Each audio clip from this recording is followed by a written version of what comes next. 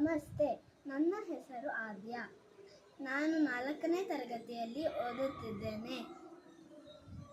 ಬೆಂಗಳೂರು ಹುಳಿಮಾವು.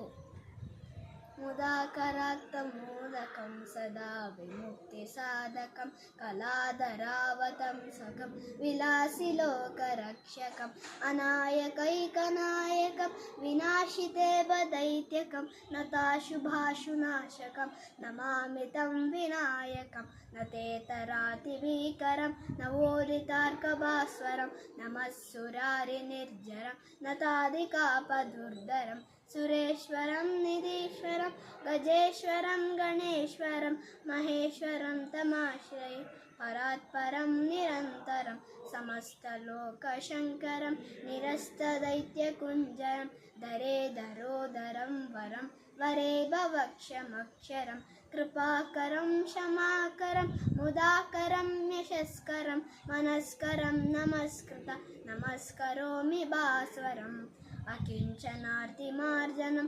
ಚಿರಂತನೋಕ್ತಿಭಾಜನಂ ಪುರಾರಿಪೂರ್ವನಂದನಂ ಸುರಾರಿಗರ್ವಛರ್ವಣಂ ಪ್ರಪಂಚನಾಶಭೀಷಣಂ ಧನಂಜಯಾದಿಭೂಷಣಂ ಕಪೋಲದಾನವಾರಣಂ ಭಜೆ ಪುರಾಣವಾರಣಂ ನಿತಾಂತಕಾಂತದಂತಕಾಂತಿಮಂತಕಾಂತಿಕಾತ್ಮಜಂ ಅಚಿಂತ್ಯರೂಪಮಂತಹಿ ಮಂತರಾಯ ಕೃಂತನಂ ಹೃದಂತರೇ ನಿರಂತರಂ ವಸಂತಮೇವ ಯೋಗಿನ ತಮೇಕದಂತಮೇವ ತಂ ವಿಚಿಂತಯಾಮಿ ಸಂತತಂ ಮಹಾಗಣೇಶ ಪಂಚರತ್ ಮಾದರೇಣ ಯೋನ್ವಹಂ ಪ್ರಜಲ್ಪತಿ ಪ್ರಭಾತಕೆ ಹೃದಯ ಸ್ಮರನ್ ಗಣೇಶ್ವರನ್ ಅರೋಗತಾನ ದೋಷತ ಸುಸಾಹಿತಿಂ ಸುಪುತ್ರತ ಸಮಾಹಿತಾಯುರಷ್ಟಭು ಅಭ್ಯುಪೈತಿ ಸೋಚಿರಾತ್ ಸಮಾಹಿತಾಯುರಷ್ಟಭು ಅಭ್ಯುಪೈತಿ ಸೋಚಿರಾತ್ ಇತಿ ಶ್ರೀ ಗಣೇಶ ಪಂಚರತ್ನ ಸ್ತೋತ್ರಂ ಸಂಪೂರ್ಣಂ.